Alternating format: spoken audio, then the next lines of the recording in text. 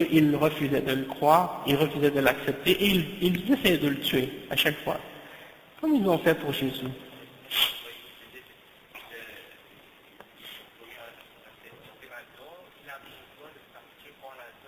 Ok. Donc, pour la première question, par rapport au fait que Jésus aurait dit à ses disciples à la fin de sa vie, allez de toutes les nations et propagez ma parole et la bonne nouvelle, ainsi de suite. Si on retourne au texte, au manuscrit qui existe par rapport à l'évangile aujourd'hui, les commentateurs de l'évangile ont dit que ces passages-là dans l'évangile, si je ne me trompe pas, c'est l'évangile de Marc et l'autre, je ne me rappelle plus. En tout cas, ces passages-là dans l'évangile sont les passages qui ont été rajoutés. C'est des passages qui ont été rajoutés. Ils ne sont pas dans les plus anciens manuscrits du Nouveau Testament. Ça, c'était juste un aspect ou une partie de la réponse. C'est pas ça ce que je te dis à propos des textes, des manuscrits du Nouveau Testament. C'est pas moi qui l'a dit, c'est pas moi qui l'a inventé.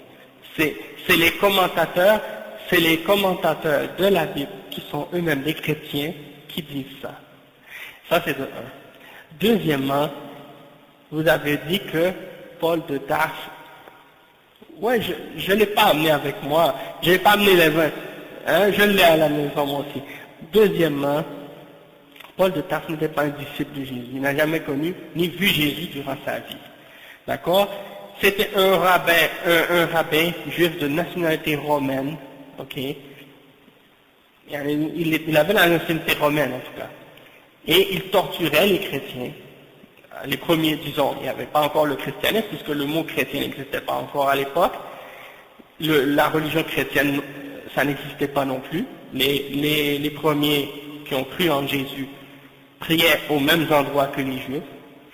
Et Paul est venu après que Jésus ait été relevé aux cieux, et il a commencé à se mélanger aux apôtres de Jésus. Il a dit, j'étais sur le chemin de Damas, et j'ai entendu une voix qui m'a dit, pourquoi me persécutes-tu? Et soi-disant, il est revenu à eux et il m'a dit, ça y est, j'ai cru en Jésus moi aussi.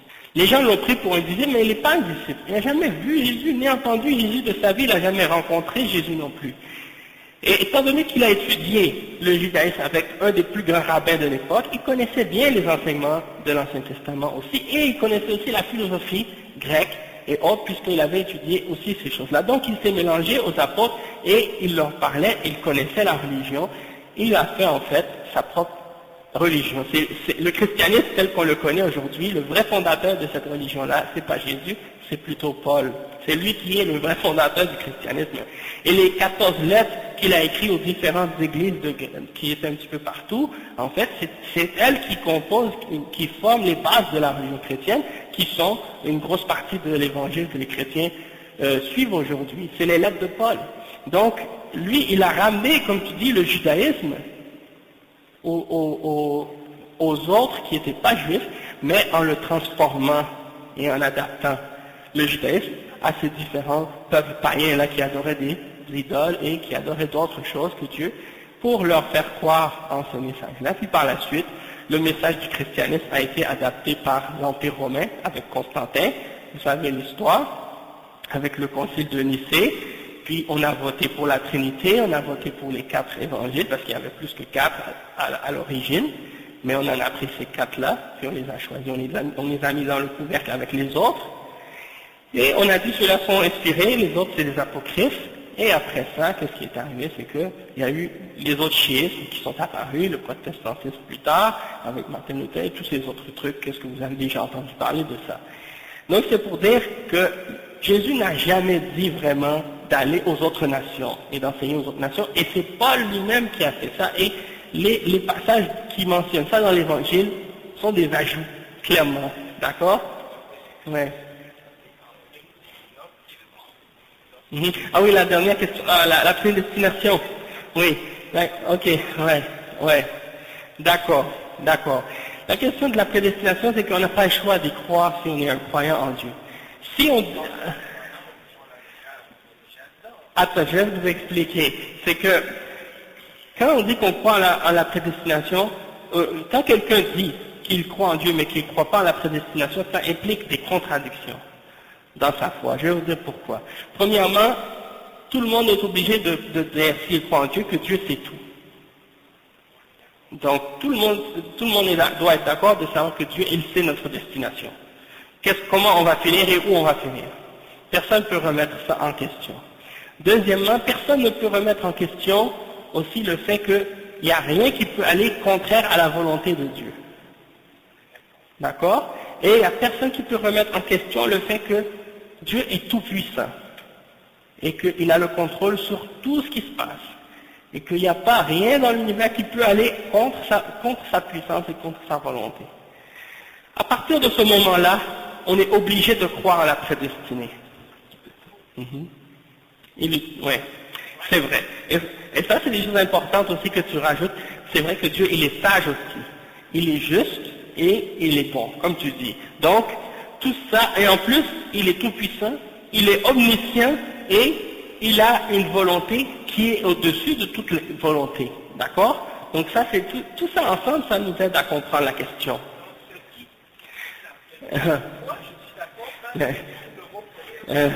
D'accord. Mais moi, qu'est-ce que je t'explique en fait? C'est une question parfois que les gens mélangent. C'est que tu as bien dit que qu'est-ce que tu n'acceptes pas, c'est que Dieu te dise voilà ta destinée. Mais Dieu ne te l'a pas dit. Dieu ne t'a jamais dit quelle sera ta destinée. Et il ne t'a pas dit est-ce que tu seras au paradis ou en enfer. Il t'a seulement dit une chose. Obéis-moi, soumets-toi à moi, suis mes messagers et suis la révélation. Et tu auras comme récompense le résultat que tu mérites. Et si tu ne le fais pas, tu vas aller en enfer. Alors, obéis-moi et écarte-toi de ce que je t'ai interdit. Et à la fin, tu auras ce que tu mérites. Mais Dieu, il le sait déjà. Et il l'a déjà prédestiné. Et il l'a non seulement su, il l'a écrit. Et il a voulu. Non, puisque toi, tu ne sais pas, même en sortant d'ici, qu'est-ce qui va t'arriver. Donc, c'est pour te dire que, étant donné que tu ne sais pas ce qui va t'arriver demain, ou même dans 5 minutes, tu peux pas prétendre à l'injustice. Parce que la destinée est uniquement connue d'Allah, de Dieu seul. Et elle fait, toi, un secret. Elle est invisible pour toi. Toi. Bien sûr, tu as une volonté toi aussi. Exactement. Tu as la volonté et tu as une capacité de choisir aussi. Donc, Dieu t'a donné ça. Exact. Non, pas du tout. Attends une minute. Il y a deux extrêmes au sujet de cette question. Il y a ceux qui ont dit Dieu nous force. On n'a aucune liberté. Tout ce qu'on fait, c'est Dieu qui nous force à le faire et on n'a aucune volonté de le faire et on est obligé de le faire puisque c'est Dieu qui nous force à le faire. Et donc ils disent, ces gens-là, que si moi je décide de lui donner un coup de poing ou si moi je viens de te frapper, tu ne peux pas me blâmer moi parce que c'est Dieu qui m'a demandé de le faire. Hein? Et ça c'est faux et on peut lui prouver qu'il ment.